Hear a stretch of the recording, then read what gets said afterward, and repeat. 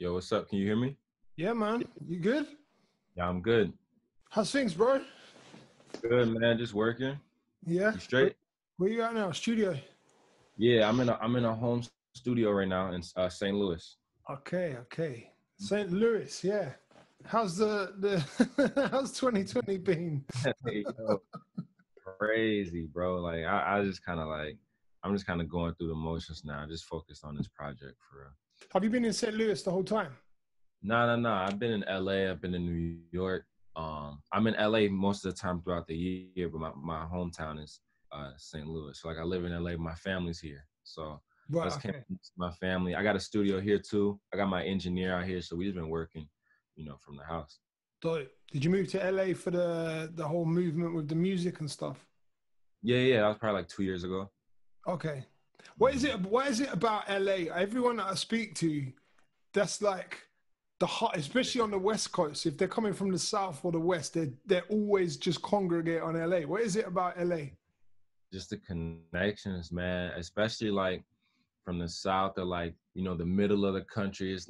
It's opportunities there, but it ain't like the best. It's like the middle of nowhere. In LA and New York kind of have like just everybody's in one spot. Everybody you need to know. I mean, the weather's nice, the studios, all the corporate side of things too. Like it's just a big plug. Like being out, you just run into somebody on the street and it may change your life. Okay, right. So obviously it's like it's a lot more beneficial actually being there rather than just having all the social media connections and that, right? I thought that was just like a stereotype or like just like for LA, but nah, it's real. Like it's just me being out there 1 week versus me being home. Like it's changed my career for the better. Just knowing people. So that's nice, man. That's cool. So in St. Louis, like I only really know of two artists from there, I think, not including yourself. I know Nelly's from there, Yeah. and I know Akon was born there, but I don't really know if what other rappers was Jay Quan as well, the guy who sung Tipsy. Remember that record? Yeah. Have you ever heard of Smino? Who? You ever heard of the artist Smino? No. Oh yeah, you should check him out. He's amazing too. He's coming up out of St. Louis. But yeah, like I said, that's the middle of the country. It's like it's not as popular as like the major cities. It's a city, but like it's not major. It's like a little bit slower. Any music that comes out, LA gets it first. St. Louis gets it like 2 months later. Right. Like Okay. well, it's getting faster though, but it's slow. Yeah. No. There's places like that around here actually in the UK. There's like London seems to be the central hub, and then Right. all the other towns and cities outside is they're a little bit slower to catch on. So no, I get that, man. Definitely. Who do you listen to like musically?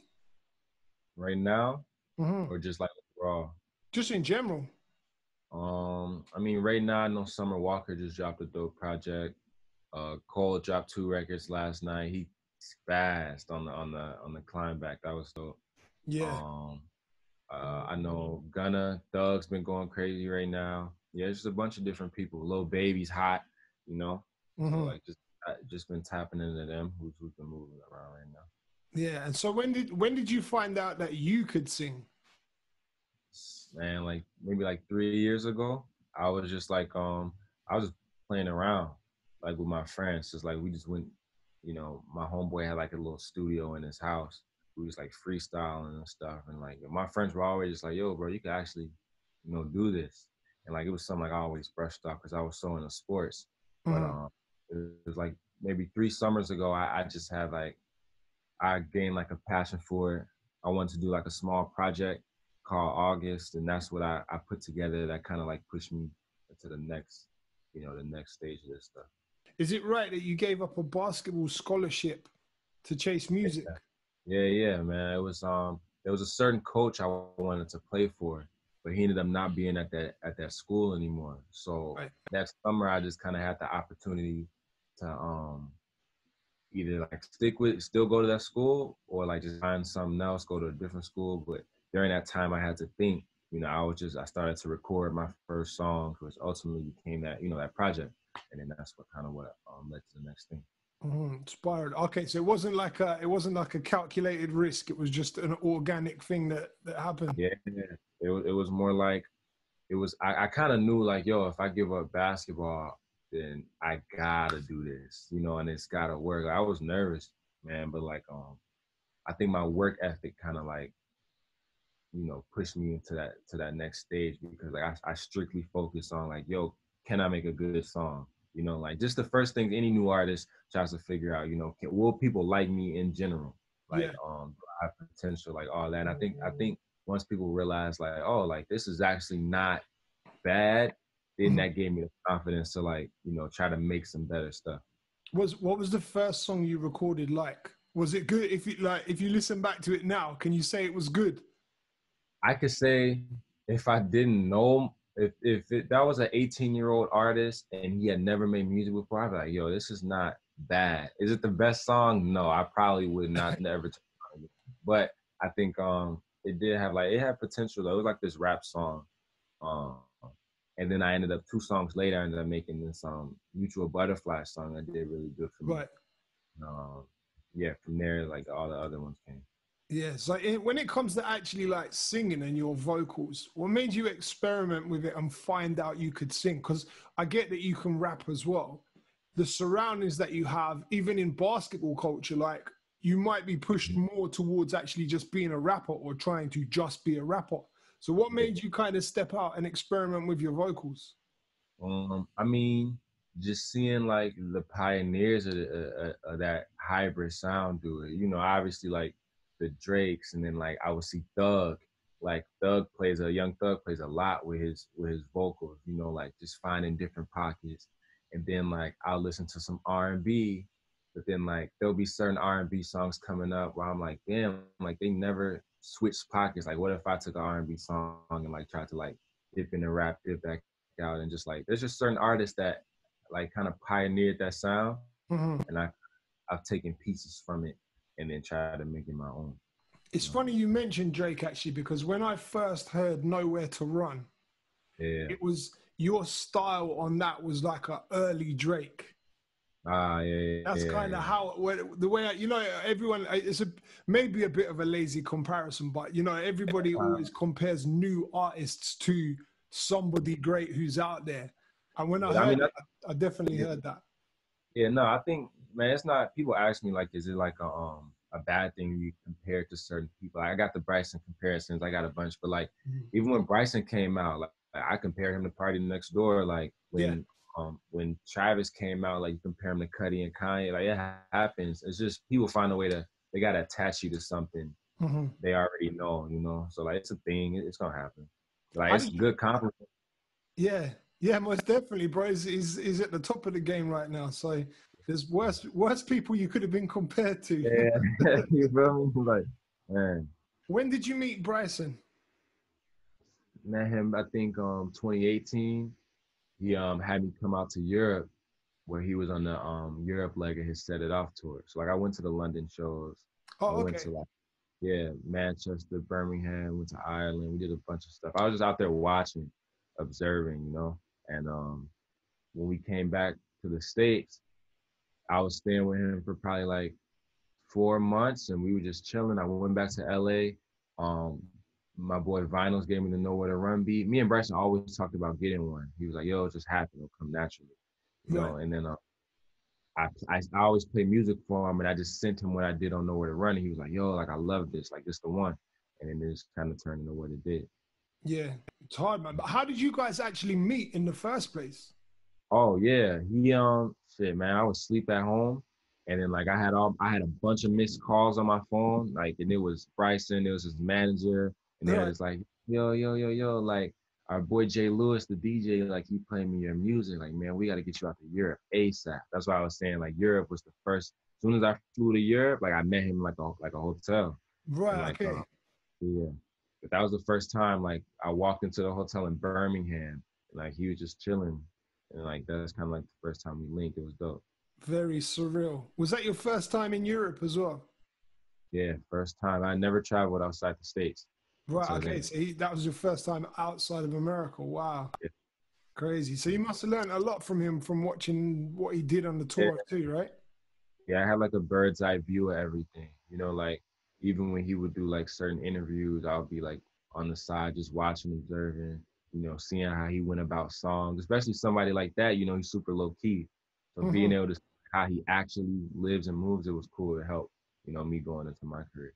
Yeah, yeah. So how's the relationship with him now? Has it developed to more of like a music slash business thing? Is he like a mentor to you now, or is it just like a friendship, or what? Yeah, I mean, he's like a brother to me. Like that's somebody that even after that, like we when he's working on projects sometimes he'll get this cool house in Miami and like bring everybody out. And we were there for like 3 months. Like we've been in a lot of situations where we're literally living in the same house at Hmm. times on a bunch of stuff. But now we're in a position where it's kind of like I'm not so under his wing anymore. I kind of know what I'm doing as far as like what I want to do. He's working on his project, and we just kind of supporting each other over the phone, especially right now, everything going on. But yeah, that's family to me for sure. Yeah, sick. So you mentioned your project August. Yeah, I'm guessing that's probably how you kind of came onto his radar, right? yeah. It was just certain songs on like those are the first songs I really recorded, like the first body of work I ever put out and like promoted and did all these things. I had like a smaller body of work on SoundCloud. Like my first 4 songs I threw them on SoundCloud. That's Like this eight. Is that 824? Yeah. I had that project, but it was more like a little SoundCloud package, Right. and then August was like the like an actual mixtape. Like, yo, I'm gonna put this out, see what it does, and then there were songs on there that Bryson heard that like he just really saw the potential, and I really you look at that project as just like if that was an artist with a lot of potential, like Hmm. now I feel like I'm making records and putting like actual really good songs together. You're definitely proving the potential, bro. What's the relevance of the number eight and the month August? Because I'm guessing 824, is that a reference to the 24th of August? Yeah. That was like it's weird because like that even August like that whole mixtape was based off of one person that like I known for like a decade. Like I Mhm. was dating for like 5 years and like we started dating on August 24th. I broke up with her on August 24th. It was like any main Oh, event that was you broke up on your anniversary. crazy. And like even the events, I was with her for like 5 years, and it seems like all throughout those years, every major event that happened, whether it was negative or positive, always happened in August. It was just a weird Right. thing. So like I just named it like August. That was just like it's just very significant to that whole relationship. Yeah. So is August a good month for you or a bad month for you now? I think it's just like it's a I don't know what it is, like it's just like yeah, bro. It's kind of 50-50 because like when you think about it, it's like damn, like this stuff happened around this time. But then you also think about the good things. But like I've made a lot of my music based around like the negative things. So I guess I'll kind of focus on it more, but I don't want to speak that into existence. Like August is something bad. I just think that yeah, for that time it was just like it was 50-50. Yeah. So Yeah. I guess is the experiences that you've had in the month of August in the past, is that what inspired Rollin? Yeah. So Rollin was based off of that. And like even going into this next project, records like Rollin's on the project. I'm like closing out that chapter and all that stuff that was Right. going on with that girl. But Rollin's definitely something that was inspired by that. It's like towards the end of that whole, movie that happened with her. Hmm. Yeah, it sounds like a final chapter of Yeah, something. yeah. So the project Mhm. you've got coming in, talk to me about that. Is it? I'm always kind of trying to differentiate between like a mixtape or an album or an EP. With R&B artists or with singers and stuff, it's generally more like an EP that comes first. So is that the case Yeah, with you? yeah, exactly. It's more of an EP. I think I'm doing like probably like 10 songs max. Okay. If anything, I'll even break it down to 8. I know like especially like with these new kids, their attention span is so short. These long Yeah. albums, like yeah, I'll try to put 10 at the max. But yeah, it's an EP.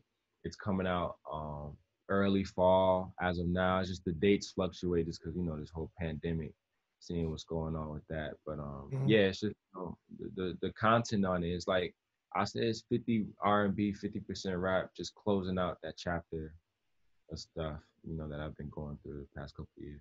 Yeah, yeah, yeah. So is there any features on the project, or are you focusing just on getting yourself out there as a name? Yeah, yeah. I think there's gonna be 3 features on there. One of them being Bryson. I can't name the other 2 yet, but both are dope features that are with some of like the best artists out to me right now. And like Okay. I really appreciate how these came about. But like I'll make sure you're one of the first people to know as soon as I'm able to like, you know, talk about it. So Bryson confirmed. Shouts to Kalani as well. But we don't know who the third one is, yeah? Yeah. Yeah, nah. So actually that relationship started, I want to say just a little over a month ago.